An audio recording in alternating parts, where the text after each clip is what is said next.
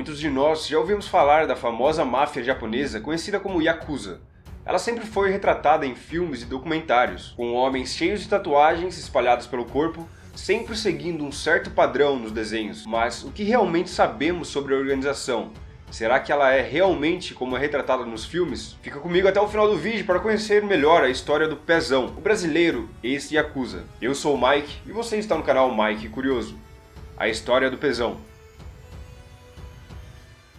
Rui Katakura, mais conhecido como Pezão, nasceu no dia 26 de abril de 1982, na cidade de Marília, interior de São Paulo. Seus pais se separaram quando ele tinha 1 ano de idade. Passou por grande dificuldade financeira junto com sua mãe, morando em porões e em pequenas casas. A mãe do Pezão o educou da melhor forma que pôde, mas por volta dos seus 12, 13 anos já era uma criança rebelde que andava pelas ruas fumando maconha e cheirando cola. Aos seus 15 anos de idade foi enviado para o Japão, com a intenção de dar um rumo para a vida do garoto, para que ele não se tornasse um criminoso. Logo no primeiro ano morando no Japão, ele se desentendeu com seu pai e foi embora de casa. Passou por uma enorme dificuldade nos próximos anos, por não saber se comunicar e nem ter um lugar fixo para morar. Com 18 anos, ele teve seu primeiro contato com uma organização criminosa, na cidade de Fuji. Na época, era um cara magro, então usava da violência para conseguir impor respeito, chegando a usar soco inglês e facas nas brigas que se envolvia. Aos seus 21 anos de idade, ele já era líder de um pequeno grupo dessa organização, quando se envolveu em uma briga com um membro da Yakuza. Foi quando ele descobriu que não podia contar com o pessoal dessa organização que ele participava. Como ele mesmo disse, ele achava que fazia parte da máfia, quando, na verdade, usando um termo brasileiro, ele era apenas um peão, no qual fazia o trabalho sujo para que os verdadeiros mafiosos não se envolvessem diretamente. Após relatar sobre a briga para o seu chefe da máfia, descobriu que não receberia proteção, então teve que fugir da cidade. Ele foi para Toyohashi, uma cidade que fica a 160 km de Fuji. Já nessa nova cidade, um brasileiro apresentou o Pezão para um membro da Yakuza, que estava recrutando pessoas para entrar na organização. Foi então, no ano de 2003, que Pezão entrou para fazer parte da maior máfia japonesa. Logo após ter entrado, ele teve que passar um período de adaptação, ficando 3 meses trancado no escritório, como é chamado as unidades que são abaixo da sede da Yakuza. Seu trabalho consistia em limpar a recepção e as salas de reuniões. O próprio brasileiro tira sarro de si e fala: "A primeira coisa que me tornei foi um excelente faxineiro." Mal sabia ele que, pouco tempo depois, se tornaria o segurança do segundo chefe da Yakuza, em Toyohashi. O próprio Pezão acredita que o diferencial foi sua altura. Ele tem 1,88 m, o que acaba destacando perto dos japoneses, que normalmente tem uma estatura bem mais baixa. Vale ressaltar que ele não era a segurança do chefão da sede da Yakuza, da matriz. Ele era a segurança do segundo chefe da Yakuza da cidade de Toyohashi. Eu tô ressaltando isso porque vi algumas pessoas duvidando da história do cara, achando impossível que em pouco tempo teria se tornado segurança do chefão da organização. Então eu achei que deveria esclarecer isso daqui para quem não entendeu. Joia? Ele conseguiu se destacar dentro da organização após um grupo de iranianos começar a vender drogas em Toyohashi e se recusarem a pagar pedágio para a Yakuza. Segundo ele, que não teve participação no ato, pois ainda era um faxineiro do escritório, esse grupo foi pego em uma emboscada e uma troca de tiros rolou. Mas o líder dos iranianos não chegou a morrer. Esse iraniano falou para a polícia o nome de um membro da Yakuza, que foi preso e, por não aguentar a pressão da polícia, acabou entregando toda a cúpula. Após toda a elite da Yakuza de Toyohashi ser presa, ficaram apenas os chefes mais fracos. Nas palavras do próprio Pezão, não havia pessoas graduadas. A maioria era faxineiro e não tinha gente para resolver as coisas. As pessoas que resolviam as tretas, a tropa de elite mesmo, foram todos presos. Foi quando ele conseguiu começar a fazer seu nome na organização. Por ser bom de briga, ele passou a ser o segurança do chefe. Foi quando eu passei a ser temido pela violência. Lá, se você pega o cara errado e arrebenta ele no meio, eles te elogiam. Eles se estimulam a esse tipo de comportamento. A primeira missão importante destinada ao Pezão foi de lidar com criminosos brasileiros. Muitos brasileiros estavam roubando comércios que eram protegidos pela Yakuza. E como a maioria dos membros não conseguiram comunicar as regras para os criminosos brasileiros, o trabalho foi passado para que o próprio brasileiro resolvesse. A regra era clara.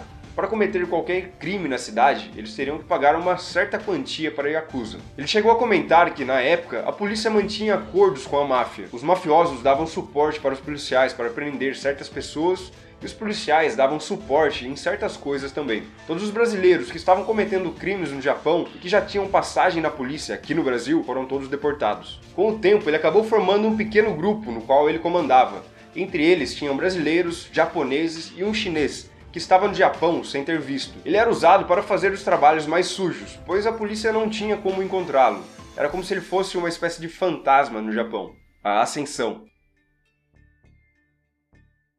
O número 1 da Yakuza da cidade de Toyohashi estava com câncer em estado terminal. O próximo da fila para ocupar o seu lugar era o chefe do escritório de Pezão, que estava cumprindo pena na cadeia por tentativa de assassinato com arma de fogo, que no caso foi aquela tentativa de matar o iraniano. No ano de 2009, já solto, o chefe do escritório se tornou o número 1 da Yakuza na cidade, e ele precisava de um segurança que fosse bom de briga e que não teria nenhuma arma para defendê-lo. Para quem não sabe, armas de fogo no Japão têm uma circulação muito controlada, então a arma de Pezão teria que ser seus punhos. Já com seus quase 27 anos de idade, Pezão intensificou seus treinos de jiu-jitsu e kickboxing e chegou a usar anabolizantes nessa época também, para conseguir um corpo mais robusto. A intenção era conseguir amedrontar os rivais sem ter que entrar na briga, pois qualquer problema que ele se metesse poderia cair nas costas do seu chefe, o que poderia acabar sendo perigoso para ele mesmo. Se aparecesse alguém para matar o chefe, eu tinha que entrar na frente e morrer no lugar dele. Se eu corresse e ele morresse, pode saber que depois os caras iam me torturar até a morte. Se for para ele morrer, eu teria que morrer junto. Caso contrário, depois seria pior. A sua lealdade à máfia,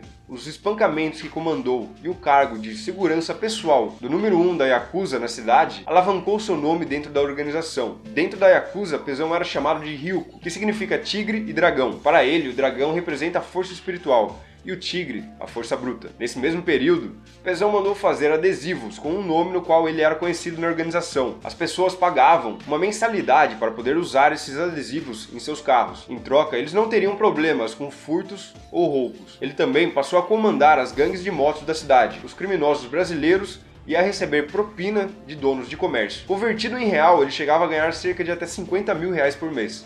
Às vezes, se envolvia em trabalhos que poderiam render até 372 mil, que no fim era dividido com os outros membros que o ajudavam. Segundo Pezão, essa foi a época que ele tinha um Rolex no braço, roupas de grife e uma Mercedes na garagem. Pessoal, eu falei aqui os valores convertidos em reais, mas ele recebia tudo em iene, que é a moeda oficial do Japão. Eu estou convertendo tudo em real porque fica mais fácil para vocês entenderem o valor. Ritualística. Uma característica muito conhecida da Yakuza é o ato do integrante decepar o próprio dedo para pagar por alguma falha que tenha cometido. Os dedos funcionam como se fossem uma vida extra. Quando um dedo é cortado, é como se você tivesse pago com sua própria vida pelo erro que cometeu. Após ter o dedo decepado, ninguém mais toca no erro daquele integrante, pois a dívida dele com a organização já foi paga. Claro que se o integrante cometer algum erro que seja muito grave, ele vai literalmente pagar com a própria vida. Após o dedo ser cortado, eles são levados para um templo para ser benzido, por se tratar de um pedaço de uma pessoa. Para realizar esse ato, eles podem desembolsar uma quantia de até R$ 1.500, que fica por conta do chefe de quem teve o dedo cortado. Cortar o dedo é a maior punição. Não pode mais falar do pecado do cara. Cortou e o pecado morreu.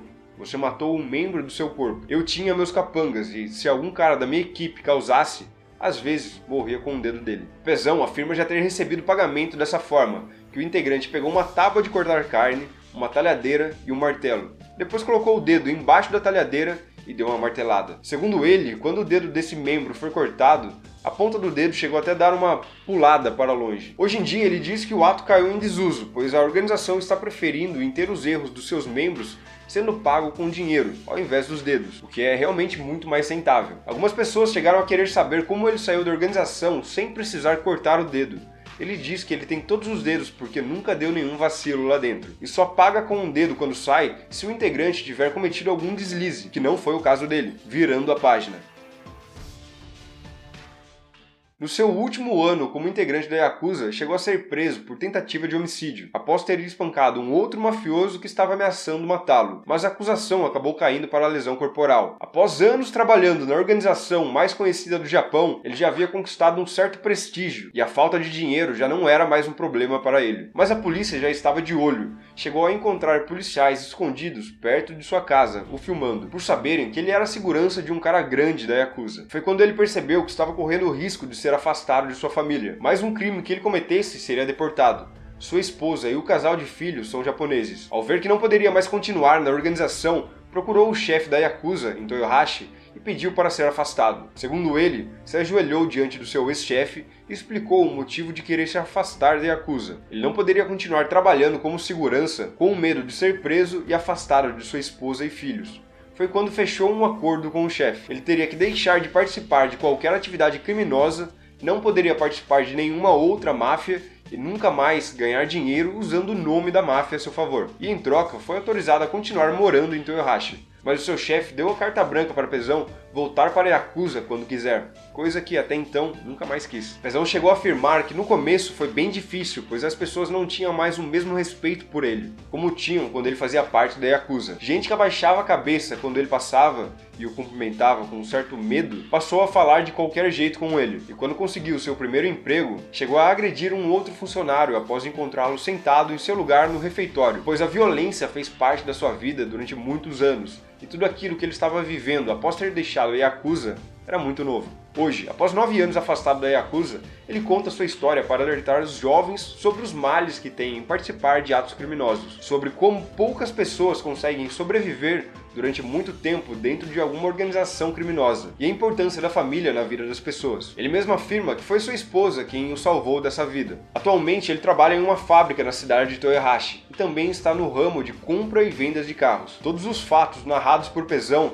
teve a confirmação do jornalista norte-americano Jake Adelstein, um jornalista que passou quase toda a sua vida vivendo no Japão e que lançou alguns livros falando sobre a Yakuza. Eu vou deixar aqui embaixo na descrição o link para o canal do Pezão, no qual ele posta vídeos passeando com sua família, falando sobre carros, que é uma grande paixão dele, e dando alguns conselhos para os mais jovens. Também irei deixar o link do vídeo de um podcast no qual o Pezão participou, lá no Japão, e que foi o responsável por me fazer conhecer a história dele. O podcast é de um argentino que também já morou no Brasil e que agora está morando por lá. E eu tenho certeza que vocês vão gostar de assistir. Eu sei que algumas pessoas podem duvidar da veracidade da história, mas deem uma pesquisada antes de sair falando qualquer merda por aí. O próprio Pezão diz não saber mais exatamente como a organização funciona nos dias atuais, pois já tem anos que ele se desvinculou. Bem, esse foi o vídeo de hoje, eu espero que vocês tenham gostado, assim como eu gostei de contar essa história aqui pra vocês. Aproveita para me seguir também no meu Instagram, pois sempre posto nos stories avisando quando tem algum vídeo novo aqui no canal. Caso tenha gostado do vídeo, já sabe, né? Deixa um joinha aí pra me dar aquela força e compartilha com algum amigo ou familiar que também goste desse tipo de assuntos. Aqui embaixo vai estar aparecendo mais 2 vídeos para vocês assistirem, então é só clicar em qualquer um deles. Um grande abraço e eu te espero no próximo vídeo. Valeu!